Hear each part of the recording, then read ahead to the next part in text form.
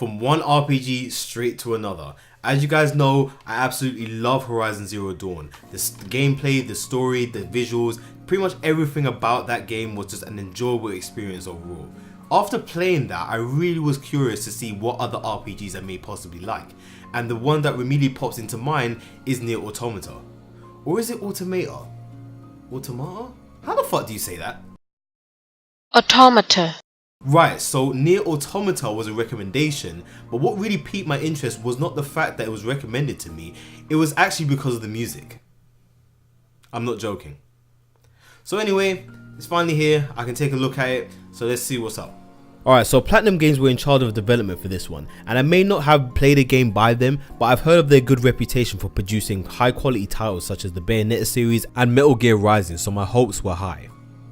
So the game takes place after the original NieR, which is a spin-off of the Drakengard series. How long is not really specified, and of course I'm not really familiar with that game or any of the Drakengard games from the series. However, after doing some research, NieR Automata, narrative wise, shares no connection to the rest of the series. So if this is your first game in the series that you're playing, you don't have to play the other games to get the full story. It's set in a post-apocalyptic setting. Wow, my first two RPGs are in the exact same setting. How funny. Anyway, in this game, it's 11,945 AD and humanity have retreated to the moon due to the invasion of a machine army, and in order to combat these machines, a fleet of combat androids known as the Yorha unit were created. The three androids that hold the most significance in the game are units 2B, 9S and A2. You play as all three characters through their own respective stories. Whenever you first start the game, you always start as 2B and we'll play through her story first. When you have completed her story, you do 9S's story and then A2's, giving NieR Automata multiple endings. Now of course this is mainly an RPG, but you will realise that this game has quite a few elements to other genres. Like when you navigate through the open world on foot, it has a hack and slash type feel when encountering enemies, which I'm not really surprised this is Platinum Games we're talking about here. The combat system as a whole is fluid and very fast paced. There are 4 weapon types to choose from, including short swords, long swords, spears and combat braces, or your bare fists if you feel brave enough.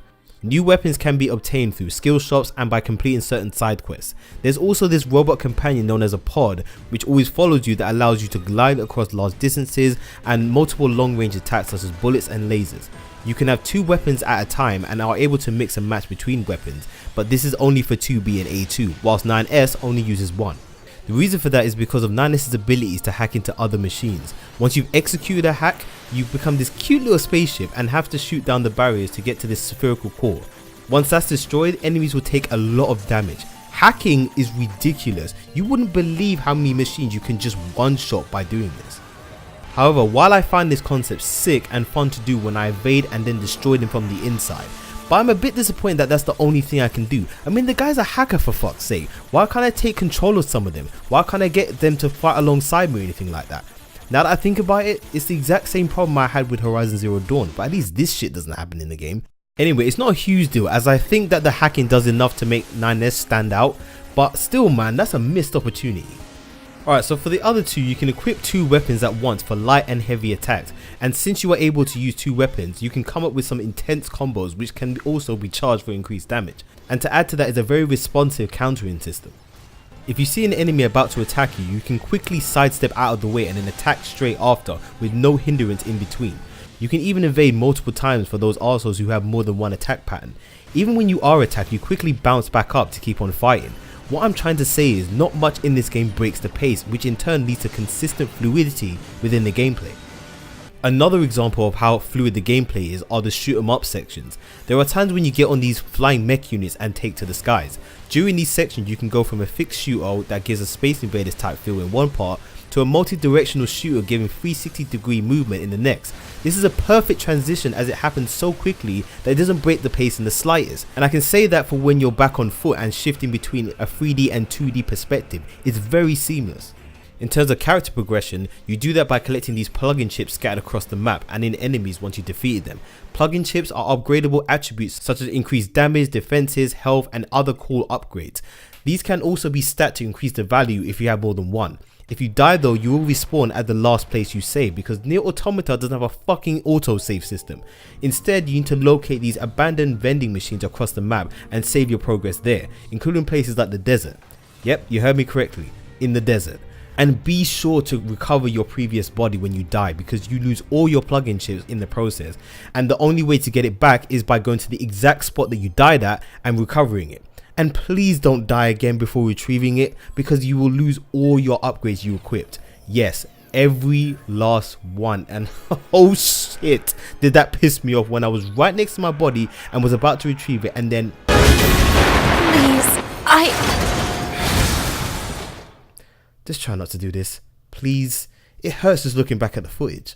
In terms of graphics, they're not the best I've ever seen, but it still looks good nonetheless. But the performance, there's some minor issues. The PC version of NieR Automata has an issue with the resolution setting, where upon opening the game causes it to run in windowed mode. Even when you've set it to full screen mode a bunch of times, once you exit, it's like it never happened, and you've got to do that all over again, which can get really annoying. Also, the game runs at 60 FPS, but not consistently. It sometimes drops to about 50, so it's not that much of a drop, but it's still kind of noticeable. And there's been reports of crashes and freezing, which I got once, which is always fun, right? And if you're thinking, well, it's been about 5 months at the time of this recording since it came out, so surely there's been a patch for this. No. Apparently Platinum Games are still working on it. Just what the hell is taking so long though? Well, fortunately, there is a way you can get a smooth experience, and that's the FAR or Fixed Automata Resolution mod, created by I don't even know how you say that, which fixes all problems that I mentioned. Ever since I've installed this, I've had no problems with the game, so I'll stick with this until something official comes out. With that aside, I really enjoyed NieR Automata from beginning to end. I love the different styles of gameplay that were added to the table here that not once got repetitive for me. Seeing the narrative and development between the three characters and NPCs was very interesting to watch and experience, and the English voice acting was surprisingly good as well. And what just enriches the whole experience, and then it multiplies that by like 10,000, and I'm pretty sure you know where I'm going with this, is the blood pumping, exhilarating, energetic, classical orchestral arrangements, also known as the fucking soundtrack. Holy shit, is this thing amazing. I'm on the edge of my seat when I'm absolutely fucking shit up while the music plays in the background. I was already kind of interested in this game because of recommendation and my curiosity for playing more RPGs, but my interest skyrocketed when I heard pieces of the soundtrack. I thought to myself, if the whole soundtrack sounds like this, I've got to play the fucking game. And once I did, you already know I bought the soundtrack, and I'm glad I did as well, because it hasn't seemed to be in stock on their online store since then. From the eerie title screen music all the way to the credits theme, the whole thing is an absolute masterpiece. Without a doubt, one of my all-time favorite video game soundtracks, right up there with the likes of Freedom Planet, Ori and the Blind Forest and Sonic Unleashed. But yeah man, with fast-paced gameplay that keeps the pace going, tons of content to keep you busy, well-written narrative and phenomenal soundtrack, you can't really go wrong with that combination. The performance issues and missed opportunity with 9S's hacking abilities may bring down the experience a bit, but nowhere near enough to hinder my overall experience. I definitely recommend this game to any fan of RPGs, and I see why Platinum Games has such a good reputation now, and I seriously want to try it better now. Alright, so I finally got that review done. The next up will be Crash Bandicoot N. Sane Trilogy, which I hope to get done before Sonic Mania comes out, which is a week away. So I got to get to work. So with that said, thank you guys for watching. Until next time, this is Stealth signing out.